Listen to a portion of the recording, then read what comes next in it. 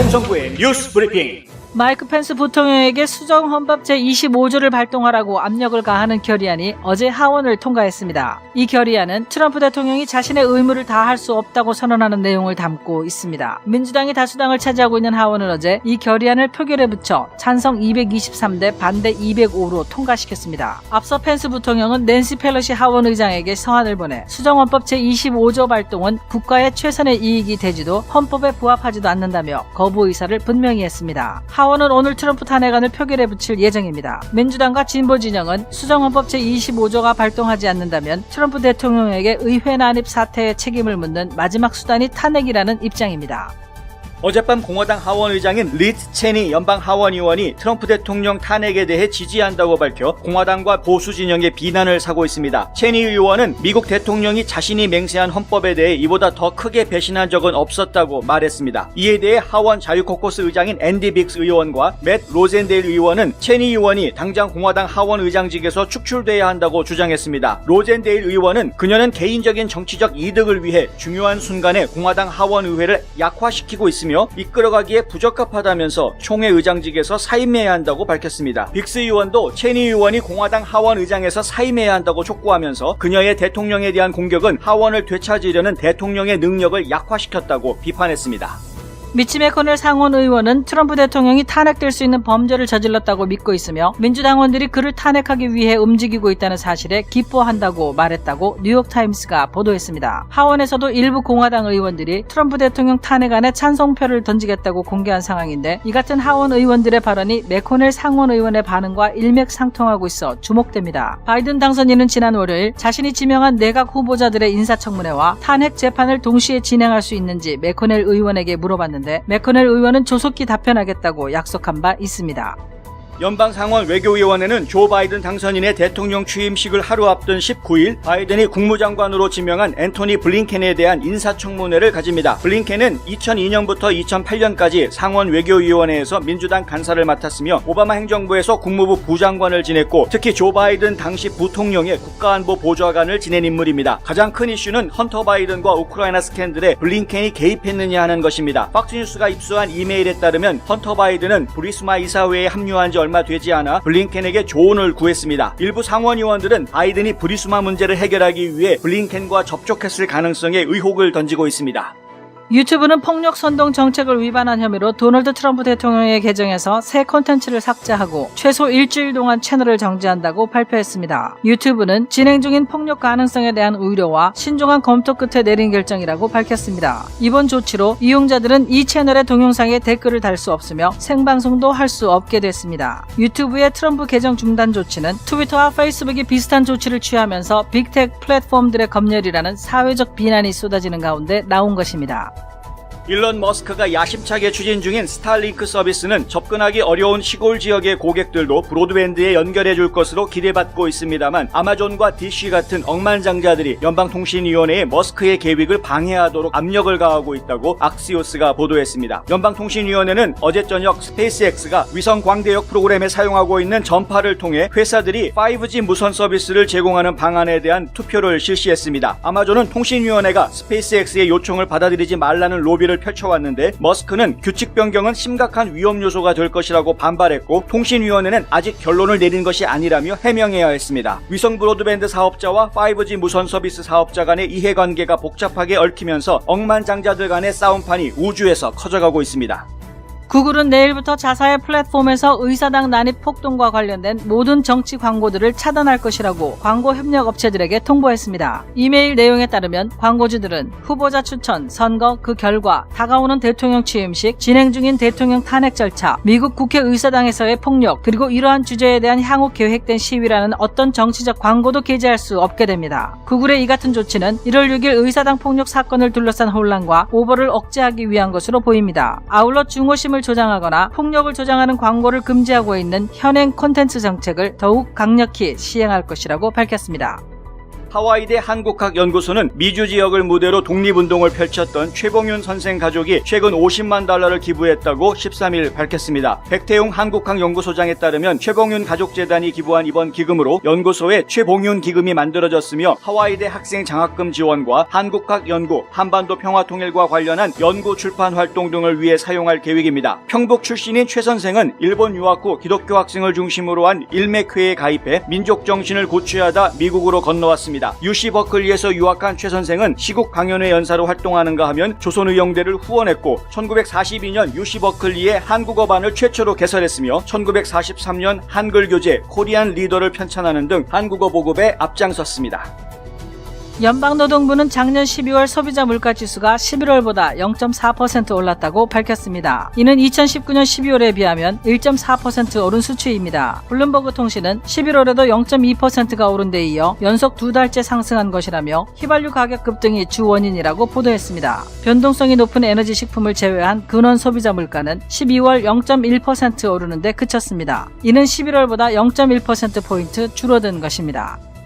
아마존은 팔러가 아마존 웹서비스로부터 영업정지 처분을 받은 후 소송을 제기하자 반격에 나섰다고 팍스 비즈니스가 보도했습니다. 아마존은 팔러가 아마존 웹서비스로부터 영업정지 처분을 받은 후 소송을 제기하자 반격에 나섰다고 팍스 비즈니스가 보도했습니다. 팔러는 현재 3일째 플랫폼이 셧다운 상태입니다. 팔러는 아마존 웹서비스가 계약을 위반했다며 법원에 아마존의 공격을 일시적으로 막아달라는 소송을 제기했습니다. 이에 대해 아마존 웹서비스는 법원에 낸 답변서에서 이 사건은 공무원과 민간인에 대한 강간, 고문, 암살을 선동하고 계획하는 등 공공안전을 위협하는 콘텐츠를 서버로부터 제거하려는 의지를 보여준 것이라고 밝혔습니다.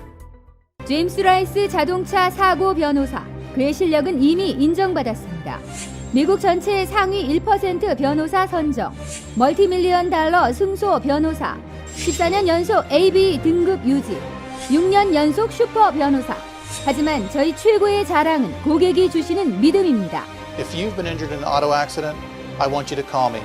I know who the enemy is, I know how they fight, and most of all, I know how to win. 제임스 라이스 법률그룹. 안녕하십니까, 홍성구 기자입니다. 지금 연방의회에서는 지금 뉴스 브리핑을 촬영하고 있는 이 시간에 트럼프 대통령에 대한 탄핵 표결이 지금 진행되고 있는 중입니다. 하원에서 지금 진행이 되고 있는데 예상했던 대로 민주당 의원들은 한결같이 다 트럼프 대통령 탄핵을 찬성한다 쪽에 표를 던지고 있고 공화당 의원들은 아직까지는 100% 다 반대한다라는 쪽에 지금 표를 던지고 있는 상황입니다. 결과적으로는 아마 어제 있었던 수정헌법 제25조를 촉구하는 그 결의안과 비슷한 결과가 나오지 않을까라고 생각합니다. 민주당 의원들이 원래 과반수를 넘기 때문에 민주당 의원들만 이반 없이 다 전체가 다 찬성을 하면 트럼프 대통령 탄핵은 가결이 된다. 예상했던 바이고요. 이제 문제는 이제 상원에서 이 탄핵 심판을 할 것이냐 안 할 것이냐 하는 문제인데 일단 상원에서는 1월 19일이죠. 1월 20일이 대통령 취임일이니까 이 트럼프 대통령의 임기 마지막 날 혹은 마지막 전날이라고 이야기해야 될 것 같습니다. 그런데 1월 19일 날 상원이 모임을 가지는데 그날 바로 탄핵 심판에 대한 표결을 하겠다라는 이야기가 나와 있는 상태입니다. 지금 이제 진보 언론들이 보도한 바에 따르면 미치 매코넬 상원의원이 일단은 하원에서 트럼프 대통령의 탄핵안이 추진되는 것에 대해서 긍정적인 반응을 보였다. 뉴욕타임즈의 기사를 그대로 인용하자면 기쁘다라고 이야기했다라고 하는데 이 코트를 하지는 않았습니다. 코트를 하진 않았고 그렇게 말했다라고 그냥 전하는 식으로 이야기를 했습니다. 이게 뭐냐 하면은 진짜 미치 매코넬이 그렇게 얘기했는지는 확실치 않다라는 것이죠. 다만 이제 분위기상 미치 매코넬 상원은 트럼프 대통령의 탄핵을 지금 반기는 그런 쪽이다. 이런 이야기입니다. 그런데 이런 이야기가 지금 보도가 되고 있는 가장 밑바닥에는 어떤 것이 있냐면은요.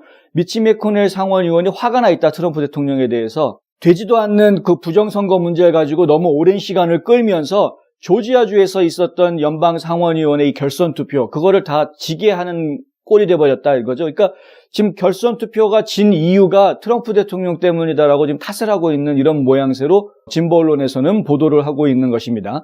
그러니까 이것이 지금 공화당 내 의원들을 이간질하려고 하는 그런 보도인지 아니면은 꽉 먹고 알 먹고식의 보도인지, 예를 들어서 미치 매코넬 의원이 진짜로 그렇게 생각을 하고 있으니 잘 됐다 하고서는 이간질하려고 하는 꽉 먹고 알 먹고식의 보도인지 이것은 알 수가 없습니다만은 어쨌든 지금 하원에서 지금 벌어지고 있는 일들을 보면 공화당 의원들은 굉장히 많이 뭉쳐서 트럼프 대통령을 서포트하는 이런 모습을 보이고 있는데, 근데 지금 상원 의원들 간에는 제각각인 것 같은 그런 느낌을 지금 자꾸 주고 있는 것이고요. 상당히 이간질하기 쉬운 그런 모습들을 자꾸 보여주고 있는 이런 상황인 것이죠. 근데 어쨌든 뭐 지금 하원에서는 트럼프 대통령의 탄핵안이 진행이 되고 있다. 어제 가결이 됐던 어제 통과됐던 25조 결의안, 수정헌법 25조를 해달라라고 했던 결의안은 뭐 마이크 펜스 부통령이 분명하게 반대 의사를 밝혔습니다. 마이크 펜스 부통령이 어제 펠로시 하원의장에게 편지를 보냅니다. 이 편지 내용에 보면은 어떤 표현이 나오냐면요, 이런 문제를 가지고 정치 게임을 하려고 하지 마라라고 이야기합니다. 그러니까 본인이 선거인단 개표를 했을 때 지켰던 본인의 양심을 이번에도 지키겠다라는 것으로 이해되는 그런 말들을 하는 겁니다. 결론적으로 말하자면은 본인은 헌법 정신을 지키겠다라는 취지로 이야기를 하고요. 그러면서 펠로시 의장에게 한 이야기가 이거 가지고 정치 게임 하지 마라라고 이야기하고 분명하게 거절할 의사를 밝혔습니다. 자, 이렇게 되어 놓으니까 언론들이 어떻게 분석을 하고 있느냐 하면은 지난 1월 6일 날 의회 난동 사건이 있었죠. 트럼프 대통령의 지지자들이 의회에 난동해서 폭동을 벌였다라고 지금 트럼프 대통령한테 모든 죄를 다 뒤집어 씌우고 있는 그런 분위기인데, 그 사태에 대해서 어떻게 해서든 트럼프 대통령이 책임을 지게 하겠다. 이게 바로 민주당 쪽의 지금 의지인 것인데, 그런데 이 트럼프 대통령을 책임지게 할 방법이 만약에 수정헌법 25조가 안 된다고 하면 이제 남아있는 카드는 탄핵밖에 없다라는 게 이제 민주당 입장이라는 겁니다. 이 지금 언론들이 다 이렇게 분석을 하고 있는 것입니다. 그래서 결국은 탄핵을 좀 더 강하게 추진할 것 같다. 그리고 실제로 이루어질 가능성도 상당히 있다. 자꾸 이렇게 몰아가고 있습니다, 언론사들이. 그러면서 상원 의원들 중에 탄핵에 찬성한다라는 의원이 한 명 한 명 나올 때마다 아주 집중적으로 보도를 지금 하고 있는 이런 상황입니다. 정치인들의 생리상 언론 보도에 자신의 이름이 자꾸 나오는 것은 그것이 긍정적이든 부정적이든 간에 상관없이 일단 본인의 이름이 언론을 통해서 국민들한테 자꾸 심겨지는 것은 정치인들이 그걸 반대하지 않습니다. 기본적으로 본인의 네임 밸류가 올라가는 것으로 생각을 하기 때문에 정치인들은 일단 언론사에서 자신에 대해서 보도를 해주면 마치 좋은 것인 것처럼 그렇게 생각을 합니다. 물론 이제 본인이 공격을 받을 때는 얘기가 좀 다르겠지만 그런 것이 아닐 때에는 일단 자기 이름이 많이 알려지는 게 더 중요한 것이죠. 일단 그런 효과를 보는 것이죠. 노이즈 마케팅도 마케팅이기 때문에. 그런데 그렇다 보니까 일부 몰지각한 정치인들 가운데에는 이런 모습을 보이는 사람들이 있습니다. 나설 때 안 나설 때 구분을 하지 못하고 이참에 한번 내 이름 좀 알려볼까 하고서는 한마디씩 툭툭 던지는 그런 정치인들이 있는 것이죠. 뭐 그거는 전 세계 어디나 다 마찬가지입니다. 그런데 그런 사람이 나올 때마다 언론들이 잽싸게 달려가서 아주 크게 보도를 다 해주니까 정치인들이 지금 솔솔이 재미를 보고 있는 것이죠. 어쨌든 간에 이런 일들이 벌어지고 있다 보니, 그러니까 언론의 지지, 언론의 조명, 이런 것들이 있다 보면 그러면은 본의 아니게 또 나서지 말아야 될 사람들도 나서는 이런 현상들이 생길 수 있고요. 그런 것들이 하나의 분위기로 몰아가질 수 있기 때문에 이게 뭐 분위기를 타다 보면은 한두 명 더 늘어나고 하다 보면은 목표한 숫자를 이룰 수 있는 이런 환경이 나올 수도 있는 것이죠. 그리고 그런 보도를 할 때 보면은 아주 교묘하게 마치 그 한두 사람의 움직임이 전체 의원들의 생각과 좀 맥을 같이 하는 것처럼 그렇게 교묘하게 기사를 쓰게 되어 있습니다. 그렇다 보니까 그 글을 읽는 국민들도 눈을 좀 많이 가리게 되죠. 그래서 야, 지금 상원에서 트럼프 대통령을 다 배반하고 있구나, 이런 식으로 생각을 하게 되는 겁니다. 근데 그게 전혀 아닌데 자꾸 그런 식으로 생각을 하게 되는 묘한 지금 상황들이 지금 벌어지고 있습니다. 어쨌든 더 이상 국민들이 이런 언론들의 이상한 보도에 속지 않아야 될 텐데, 놀아나지 않아야 될 텐데 하는 아쉬움이 좀 있는 것이고요. 이런 현상들은 이번에만 있는 것이 아니고 사실 오래전부터 이런 일들이 계속 있어 왔기 때문에 이걸 참 하루아침에 고친다라는 거는 생각할 수가 없습니다. 언론들 보고 기사 이렇게 써라 저렇게 써라라고 말할 수가 없는 것이죠. 그들의 양심에 따라서 그들이 쓰는 것이기 때문에 이래라 저래라 할 수는 없는 상황입니다. 따라서 글을 읽는 독자들이 선택을 해야 됩니다. 이거 뭐 이 기사에서 어떤 부분은 믿을만 하지만 어떤 부분은 근거가 없는 것이다라는 걸 독자들이 판단을 해야 되는 이런 상황입니다. 솔직히 그러려면 뭐하러 기사를 봅니까? 어느 한쪽으로 좀 치우치지 않고 사실을 정확하게 전달해주는 그런 모습들이 중요하다고 생각을 하고요. 정말 문제시할 것들을 문제점으로 지적해 주어야 하는데 문제점이 무엇인지도 모르면서 그냥 헤매고 있는 모습들을 자꾸 보여주는 그런 기사들이 요즘 난무하고 있어서 특히 정치 기사가 그래서 좀 굉장히 좀 답답합니다. 요즘 정치 기사를 보고 있으면 이게 정치 기사인지 연예 기사인지 헷갈릴 정도로 이 뭐지? 라는 그런 기사들이 너무나 많은 게 사실이거든요. 사용되는 단어들도 이제 연예 기사랑 비슷해져가는 이런 걸핏하면 낚시를 하질 않나. 하여간 참 갑갑한 상황입니다. 어쨌든 간에 말씀드렸던 대로 트럼프 대통령의 탄핵은 하원을 통과할 것이 거의 확실해졌고요. 그리고 지금 상원에서는 1월 19일 날 일이 진행이 될 텐데 1월 19일 날 진행될 때 부결될 가능성이 여전히 많습니다만은 그러나 지금부터 19일까지 한 일주일간의 시간이 있기 때문에 그 사이에 공화당 지도부에서 어떤 변화가 있을지 그리고 공화당 상원의원들 간에 어떤 의사소통과 또 결정들이 이루어질지 장담하기는 좀 어려운 그런 상황에 있다. 그런데 저희가 지켜볼 때에는 가장 우려되는 부분이긴 한데 왜 이렇게까지 탄핵을 하려고 하느냐는 부분 이유들을 여러 가지 이유들을 설명을 하는 분들이 지금 나오고 있는데요. 그중에 한 가지 저희 눈에 띄었던 부분이 뭐냐면 두 번 다시 트럼프 대통령이 정치판에 발을 들여놓지 못하게 하기 위해서 탄핵을 하는 것이다라는 지적이 있습니다. 이게 상당히 일리 있는 지적이고요. 상당히 우려하지 않을 수 없는 지적이죠. 왜냐하면은 트럼프 대통령이 나중에 2024년에 다시 재도전할 것이냐 뭐 이런 이야기들 계속 있었는데 아예 그냥 싹을 잘라버리겠다는 겁니다. 탄핵을 당한 대통령은 다시 도전할 그런 자격 자체가 없기 때문에 지금 그런 것이죠. 그러니까 지금 탄핵을 시킴으로 인해서 아예 뿌리를 뽑겠다. 트럼프 대통령은 정치판에서 아예 영원히 추방을 하겠다. 이런 지금 계획을 벌이고 있는 것이고 이런 생각에는 민주당뿐만이 아니라 공화당 내에 있는 의원들 중에서도 일부가 동감하고 있고 동참하려고 한다. 이런 겁니다.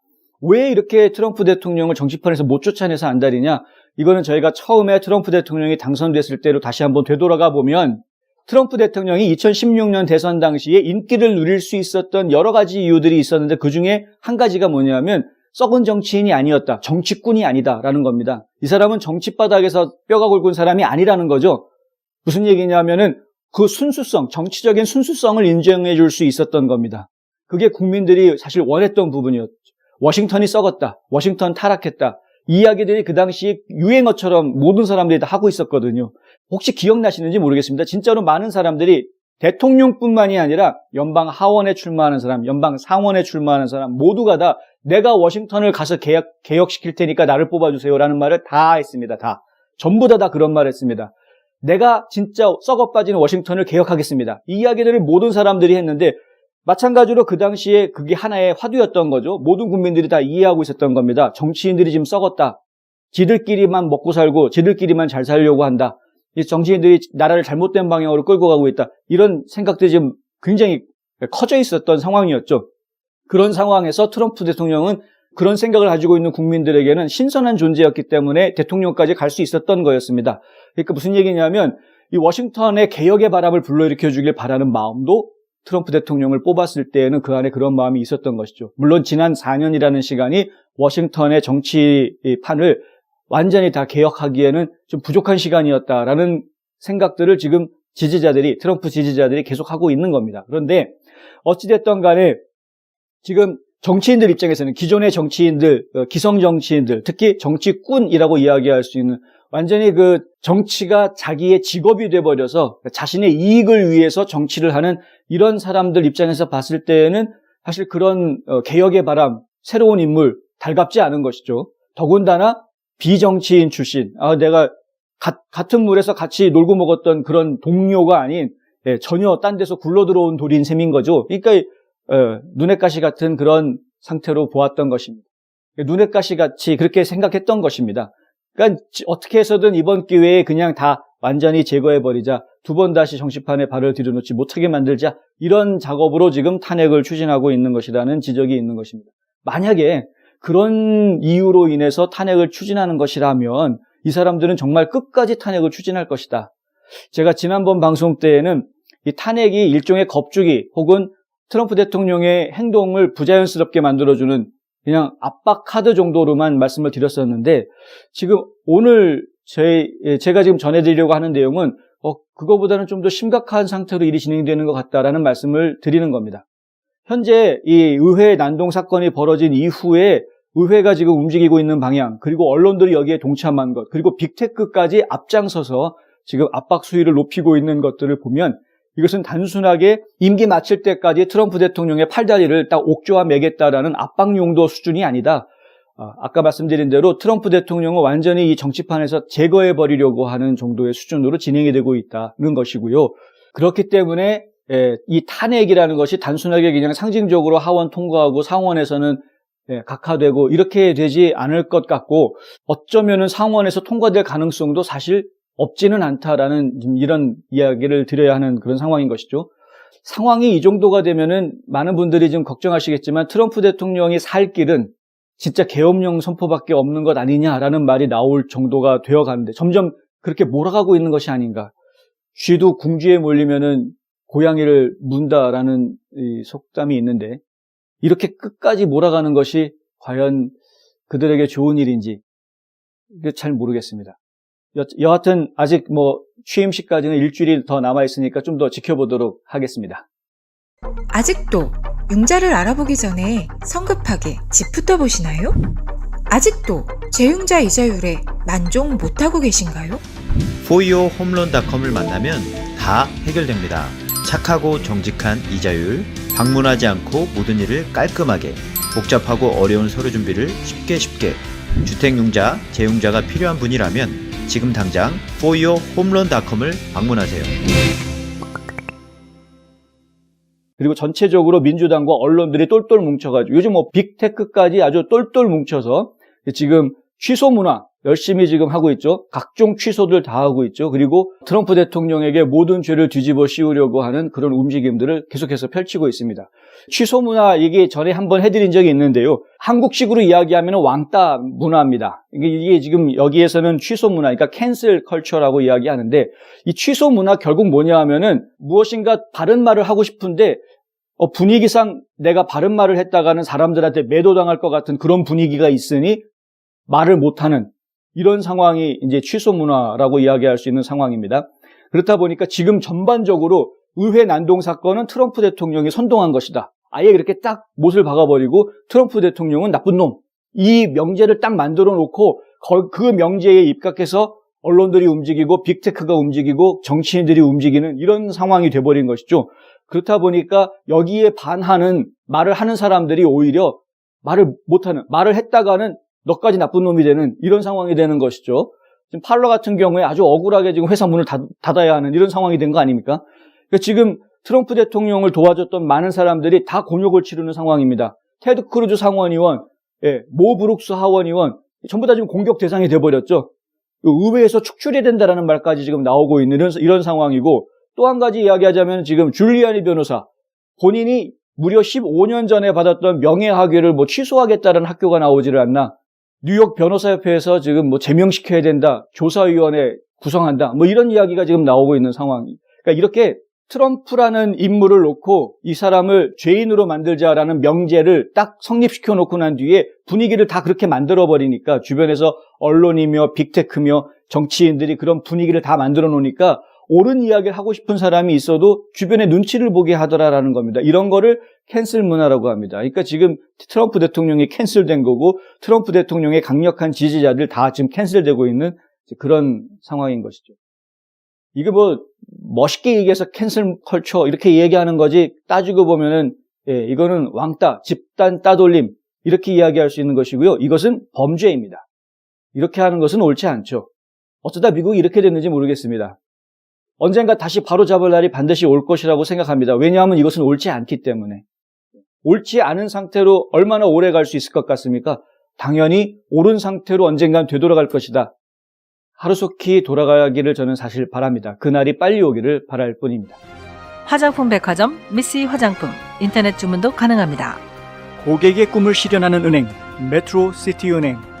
감기 환자를 위한 출입구 따로 있습니다. 김시현 내과. 1월 19일 날 연방 상원의회에서 트럼프 대통령의 탄핵안만 지금 처리하는 게 아닙니다. 그날 지금 긴급하게 처리해야 될 중요한 일들이 사실 따로 있습니다. 연방 상원에서 인사위원회를 운영을 하고 있죠. 그러니까 인사청문회라는 걸 합니다.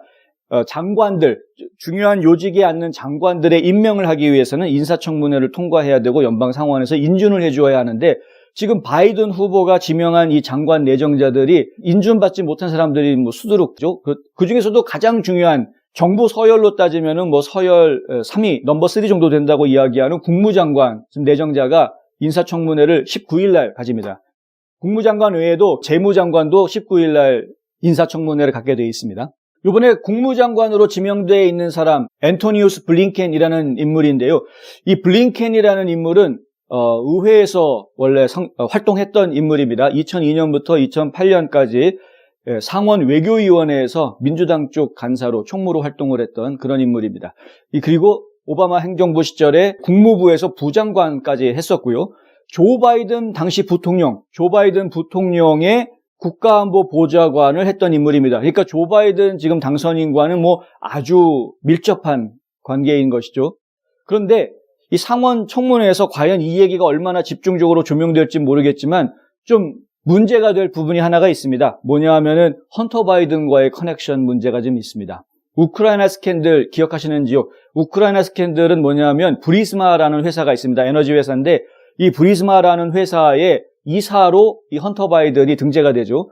헌터 바이든이 이곳에 이사가 되면서 여러 가지 활동을 좀 해주었는데 그중에 가장 큰 부분이 브리스마라는 회사가 가지고 있는 불법 의혹들에 대해서 검찰의 조사를 받지 않도록 보호해주는 역할을 해줬습니다. 어떻게 미국인이 우크라이나 회사에 그런 보호를, 검찰로부터 보호를 해주는 것을 할 수 있느냐? 그게 보통 사람 같으면 되지 않았겠죠. 그런데 당시에 이 조 바이든이 부통령이었다라는 지위가 있었기 때문에 이것이 가능했습니다. 그래서 어떻게 되냐면 조 바이든 부통령이 우크라이나 대통령한테 전화를 걸죠. 그래서 일종의 협박을 합니다. 우크라이나 검찰총장이 지금 브리스마라는 회사를 감찰하려고 하는데 그거 막아라. 이 검사는 문제가 많은 검사다. 비리 검사다. 이 검찰청장이. 그러니까 잘라라. 해고하지 않으면 그러면은 10억 달러 차관 주는 거 없다. 이렇게 협박을 했습니다.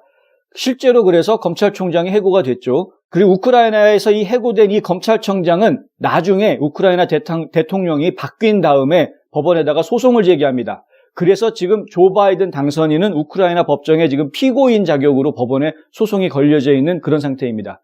그런데 이 사건에 바로 국무장관 후보자로 올라와 있는 블링켄이 연결되었을 가능성이 있다라는 이야기가 지금 나오고 있는 것입니다. 팍스뉴스가 보도를 했는데요. 팍스뉴스가 헌터 바이든의 노트북 자료를 입수했는데 이 입수한 내용에 보니까 이메일 중에 헌터 바이든이 블링켄에게 도와달라고 요청하는 자문을 구하는 그런 이메일을 여러 차례 보낸 정황이 있다는 것이 이제 드러나 있는 상태입니다. 구체적으로 그럼 블링켄이 도와줬느냐라는 그런 구체적인 내용은 아직 공개가 된 것은 없습니다.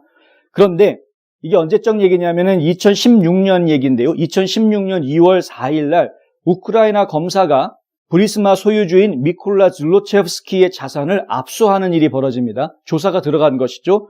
그날 압수수색이 들어갔던 바로 그날 헌터 바이든이 블링켄의 트위터 계정을 팔로우했다라는 이야기가 지금 나와 있습니다. 왜 하필이면 그날 팔로우를 했겠는가? 이것이 무엇인가? 이제 이런 의혹이 지금 생길 수밖에 없는 것이죠. 이 척 그레슬리 상원의원이 아마 블링켄과 바이든, 헌터 바이든이 서로 접촉했다라는 신호 아니겠느냐? 이게 헌터 바이든이 블링켄을 팔로우한 것이 결국에는 서로 모종의 접촉이 이루어졌다라는 증거가 아니겠느냐? 이런 이야기죠. 지금 단계에서는 의혹이 제기된 수준이기는 합니다만은 이미 헌터 바이든이 뭔가 해외에서 아버지가 미국 부통령이라는 것을 그 지위를 이용을 해서 그래서 뭔가 부적절한 행동을 했고 그에 대한 대가로 상당에게 이제 금품을 받았다라는 정황들은 이미 많이 공개가 돼 있는 사안입니다. 이 부분에 대해서 실제로 지금 조사가 이루어지고 있는 중이고요. 조사 결과가 어떻게 나올지는 좀 두고 봐야 되겠습니다만은 조 바이든 당선인이 대통령으로 취임하고 난 뒤에 과연 제대로 된 조사 결과가 나올지 많은 분들이 걱정하고 있는 사안이기는 합니다. 어쨌든 간에 지금 조사 결과가 아직 나오지 않은 상태이고 의혹은 제기가 돼 있는 상태인데 1월 19일 날 연방상원의회에서 인사청문회를 할 때 이 부분이 과연 얼마나 심도 있게 다뤄질 수 있는지 한번 지켜볼 필요가 있다. 이것 외에도 또 다른 이야기도 나올 수가 있겠죠. 그런데 어쨌든 다른 건 모르겠지만 이 부분만큼은 상당히 중요한 이슈가 될 수 있다는 거죠. 왜냐하면은 이후에 취임하는 조 바이든 대통령 당선인의 입지에도 영향을 줄 수 있는 부분이기 때문에 공화당 측 입장에서는 이것을 그냥 넘어갈 수는 없는 그런 부분인데 과연 공화당 의원들이 이 부분을 얼마나 깊게 파고 들어갈 수 있을지 한번 지켜보도록 하겠습니다. 경험과 실적이 증명하는 김효지 부동산 전문인. 학자금과 대학 입시 상담은 AGM 인스티튜트. 불타는 곱창이 해서 정말 맛있는 불타는 해물찜.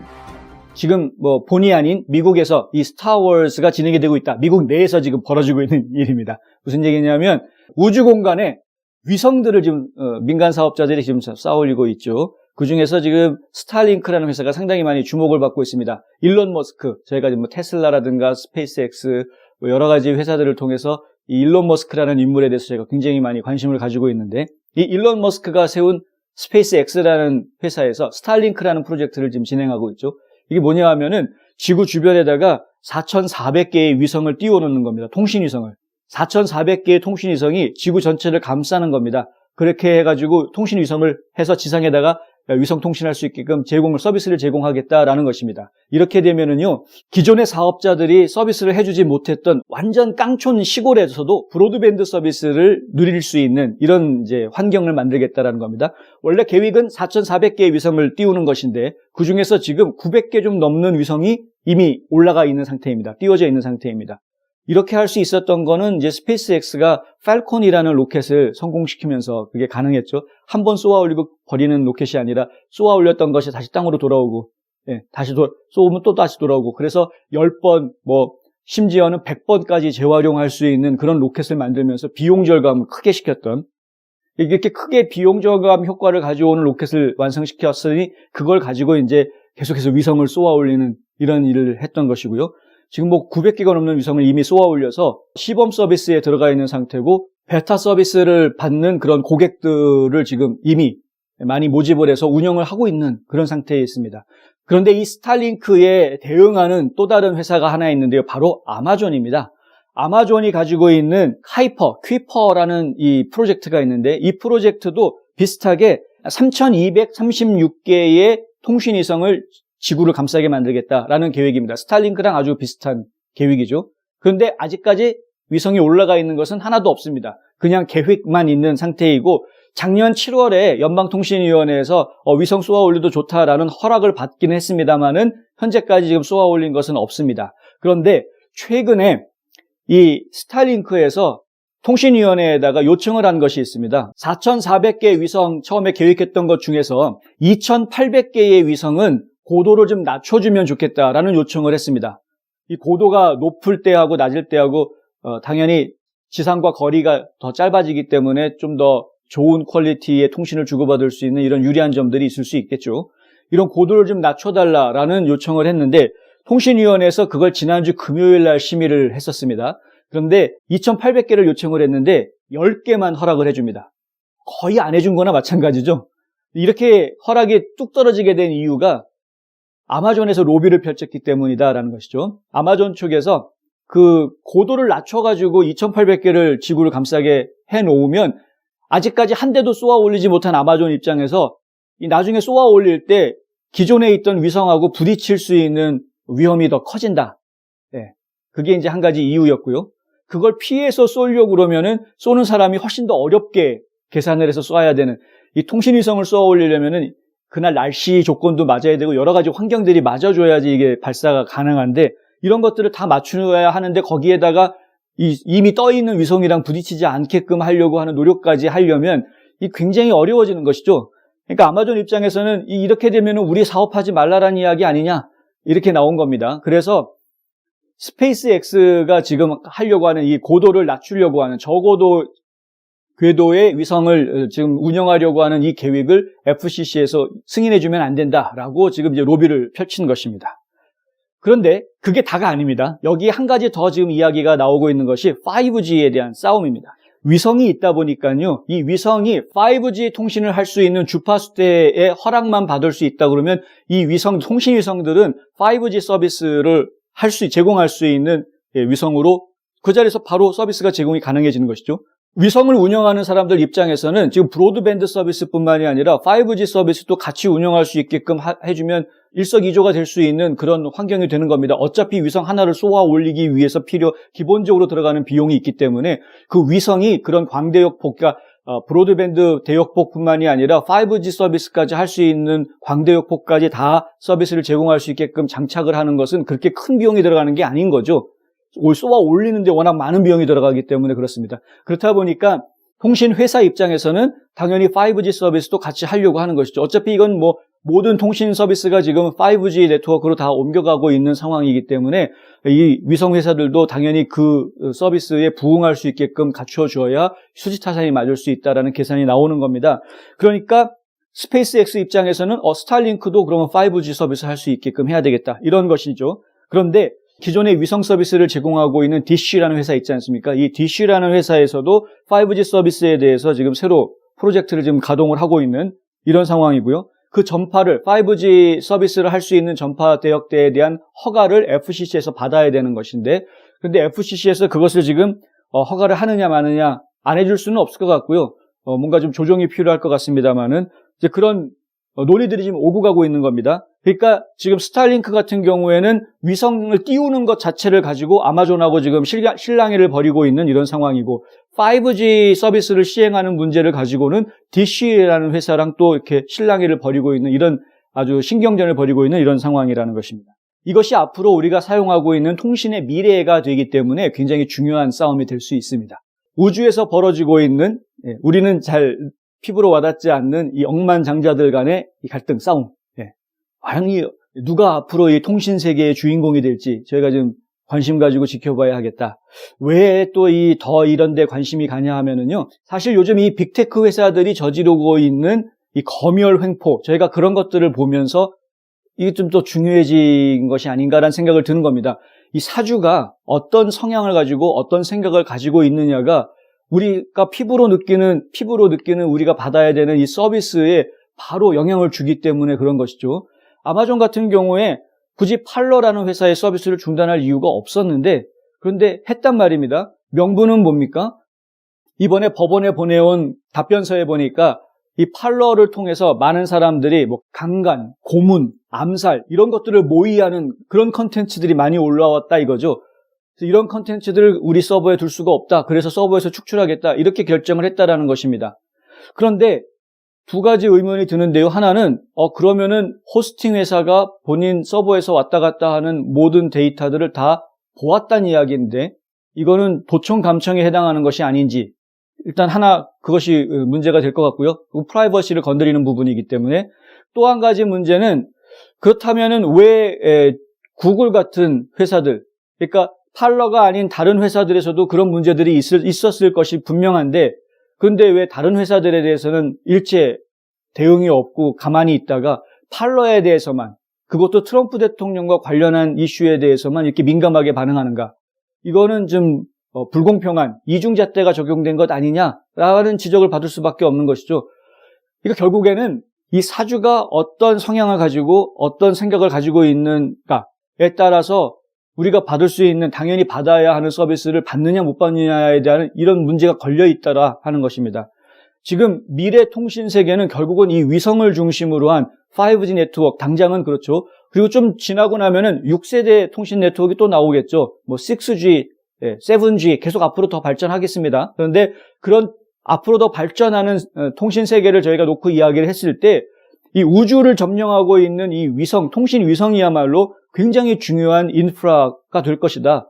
그런데 이 인프라를 국가가 구축하는 것이 아니라 민간 사업자들이 구축하고 있기 때문에 이 민간 사업자들이 구축한 인프라를 전 국민이, 전 세계인들이 사용하게 될 것인데, 이 전 세계인들이 사용하는 이 인프라의 운영에 대한 방침, 지침, 그리고 그것을 실행해 나가는 결정 권한, 이런 것들이 다 민간인들에게 주어진다는 것이죠.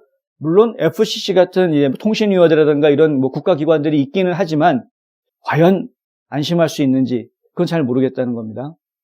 날이 갈수록 민간 기업들이 정부기관보다 훨씬 더 힘이 세지는 것을 저희가 지금 느끼고 있기는 한데, 그런데 지금 민간 기관들이 그들이 서비스해야 되는 고객들을 오히려 탄압하고 검열하는 이런 세상이 지금 되어가고 있는 모습을 제가 보고 있으니 불안하다는 것이죠. 법이 보호해주고 있는, 헌법이 보호해주고 있는 테두리를 자꾸 뚫고 들어와서 우리를 검열하고, 우리를 삭제하고 우리를 퇴출하는 이런 일들을 지금 민간 기업들이 하고 있다는 것은 저희가 정말 깊이 생각해야 될 문제입니다. 그렇기 때문에 지금 현재 우리가 겪고 있는 이런 일들을 발판으로 해서 앞으로 벌어질 일들을 생각을 해보니 이 우주에서 벌어지고 있는 억만장자들의 기싸움, 이게 남 얘기가 아닌 것 같다라는 생각이 들어서 전해드렸습니다. 한 곳에서 시작되는 안정된 미래, 선우앤선우 종합보험. 고객과 직원을 지켜주는 스니즈가드. 지금 주문하세요. 베너앤프린트. 예, 오늘은 미주 한인의 날입니다. 코리안 아메리칸 데이라고 부릅니다. 이날은 처음으로 한인들이 미국 사회에 와서 한인들의 지역 사회를 구성, 커뮤니티를 만들었다라는 것을 기준으로 한인 이민의 역사가 시작이 되었다라고 이야기하는 날입니다. 1903년 1월 13일 날 한인들이 102명이 단체로 하와이에 발을 내디뎌서 농장 생활을 시작한 그날을 이제 기리고 있는 것인데요. 어찌됐든 간에 우리 미국 사회의 한인들의 발자취, 굉장히 많은 것들을 좀 남겨왔습니다. 이제 불과 한 120년도 안 되는 한인들의 이민 역사 속에서 한인들이 미국 사회에 남긴 업적들은 상당히 적지 않습니다. 미국 사회에 영광스러운 올림픽 금메달을 안겨주기도 했고, 미국인들을 지키기 위해서 멀리 해외까지 원정 나가 목숨을 바친 한인들도 수없이 많습니다. 그리고 이 미국이 올바른 방향으로 가게 하기 위해서 열심히 노력한 분들, 헌신한 분들, 학계에서, 정계에서, 그리고 재계에서 여러 가지 업적들을 남긴 한인들 굉장히 많습니다. 특히 올해는 연방 하원에 한인 혈통의 연방 하원 의원 4명이 당선이 돼서 의회에 진출하는 이런 특별한 역사를 쓰는 해이기도 합니다.